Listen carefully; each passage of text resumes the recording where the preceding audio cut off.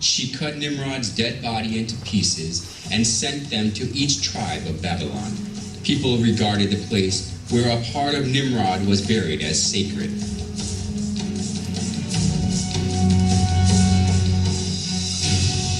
She also claimed that Nimrod was reincarnated as her son. The sun god Nimrod was reincarnated as my son Tammuz. He who believes and follows Tammuz follows Nimrod.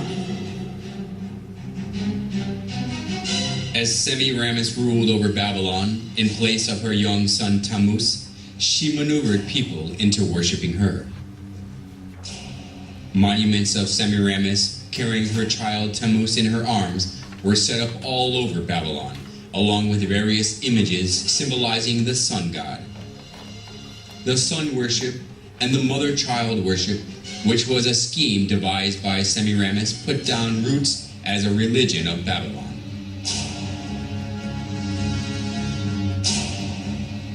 Idolatry stemmed from Babylon, spread to many countries after the Tower of Babel collapsed.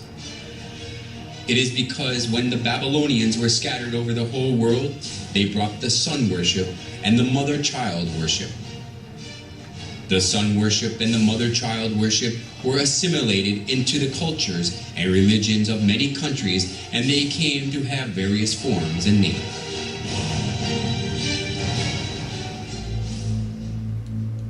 Nimrod, the sun god, was known as Mithra in Persia, Sol in Rome, Ra or Horus in Egypt, and Apollo in Greece. Semiramis and Tammuz, who were the start of the mother-child worship, was called Isis and Horus, Venus and Dionysus, Diana and Attis, and Astaroth and Tammuz, respectively. Besides these, the image of goddess, who is holding a baby in her arms, was venerated in many countries of the world.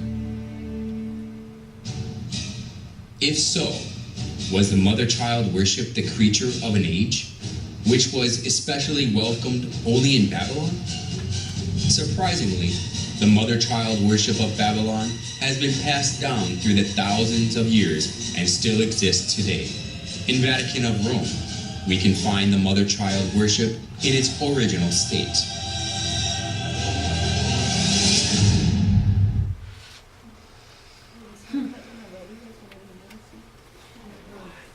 Por eso es que al final, en el capítulo 17, todavía se habla de la Gran Babilonia. Pero no podemos entender por qué Dios habla de eso, de la Gran Babilonia al final del tiempo, si no entendemos la historia, hermanos, de cómo la religión falsa de Babilonia se ha esparcido por todo el mundo. Y Dios siempre ha tenido un remanente que sostiene la verdad bíblica. Muy bien, eso es lo que Dios ha llamado a la iglesia adventista a restaurar. La verdad bíblica, hermanos. Pero tenemos que levantarla, muy bien, y abrir la Biblia y ver que el Señor muestra los testimonios.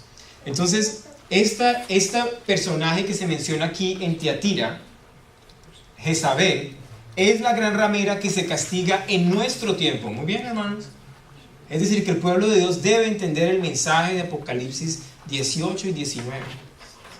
Todos los cristianos deberían entender esos dos mensajes. Pero especialmente nosotros, porque conocemos un poco más de la historia. Y entender la historia de la iglesia de Tiatira nos ayuda a entender qué es lo que tenemos que hacer nosotros y las decisiones que debemos tomar. Ahora, aquí se menciona, hermanos, si ustedes ven en Tiatira, el Señor les dice a la iglesia de Tiatira que tiene que hacer algo. Muy bien, capítulo 2, verso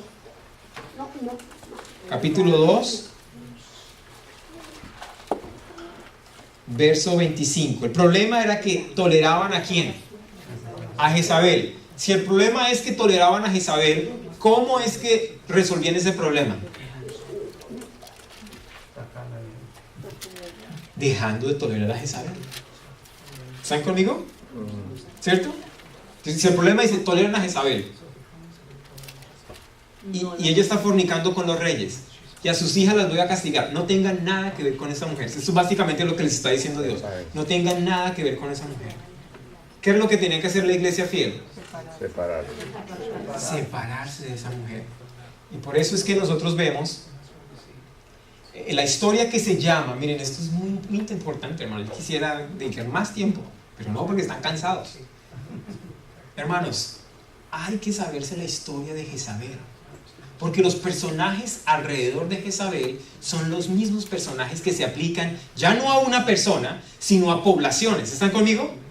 Ahora, cuando vemos la historia de Jezabel, había un Elías que dijo: esa mujer no puede estar contigo acá, no te es lícito estar con esta mujer, porque el rey de Israel no podía estar con una mujer que sostenía la religión falsa.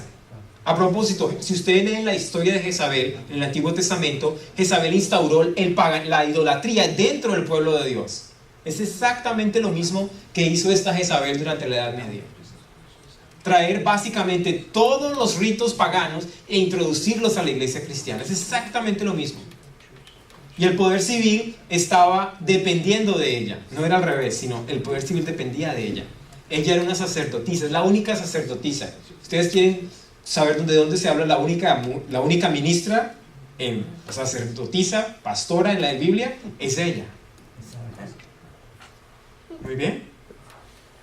Ella corrompió la iglesia. Pero si ustedes se dan cuenta, había un Elías que empezó a decirle: no es lícito que estés con ella. Y ese era un Elías de Dios. Ese Elías es el que sale de esta iglesia. ¿Están conmigo? Ahora, ¿por qué ponemos la cita de 1517? Bueno, voy a mostrarles aquí unas escenas. Jezabel estaba al control de Acab, ¿recuerdan? No era que Acab estuviera al control de ella, sino ella al control del poder civil. Y hay un momento en el que Elías viene. ¿Recuerdan? Elías vino y mostró quién era el verdadero Dios. Pero después Elías se escondió, ¿recuerdan? ¿Recuerdan esa historia? Miren, aquí vamos a ponerlo acá. Necesito que estén, no se duerman. Ya voy a terminar, está largo, pero no se duerman, hermanos. Vamos a hacer un esfuerzo. Eso es importante. Vean, hermanos. Aquí tenemos la historia de Jezabel. ¿Muy bien? Entonces, en algún punto, Elías la amonesta. ¿Ok?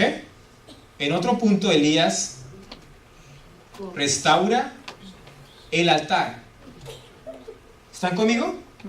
Este punto es bien importante, hermanos. No se distraigan.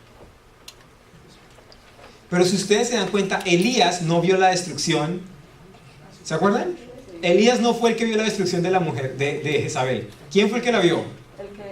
El siervo, su siervo. ¿Quién fue el que reemplazó a Elías? Eliseo. Esas historias son muy importantes. Eliseo. Es decir, Eliseo reemplaza a Elías. Pero Eliseo recuerda que le dijo: dame 2 veces de tu poder. Y Elías dijo: eso no se puede. Pero aparentemente sí se pudo. Y aquí se destruye la mujer. Jezabel es destruida. ¿Están conmigo hasta ahí? Ahora vamos a ponerlo en el contexto de... bueno, entonces aquí llega y después viene: Jezabel es destruida. Dice, ¿saben una cosa? ¿Cómo es destruida Jezabel? ¿Saben la historia? ¿Qué le pasó? Dice que los siervos estaban ahí y llegó Jehú. Y como era una ramera, así lo llama, dice que empezó a hacer... Acab murió y él empezó a hacer piropos, tratar de conquistar a Jehú. Dijo: ay, Jehú, qué bueno que llegaste. Y Jehú dijo: ¿quién está de mi lado? Dice que los siervos, lean la historia, la empujaron. Y cuando se cayó, se murió. Y dice que se derramó sangre. Jehú se fue. Lean toda la historia. Les voy a explicar por qué. Lean toda la historia. Pero dice que cuando ellos se fueron, él dice que cuando Jehú volvió, dice que los perros se le habían comido la carne. Y que solamente le quedaban las manos. Es una escena que uno no se la imagina. Muy bien. Pero ¿quién es el que lo ve? Eliseo. ¿Están conmigo?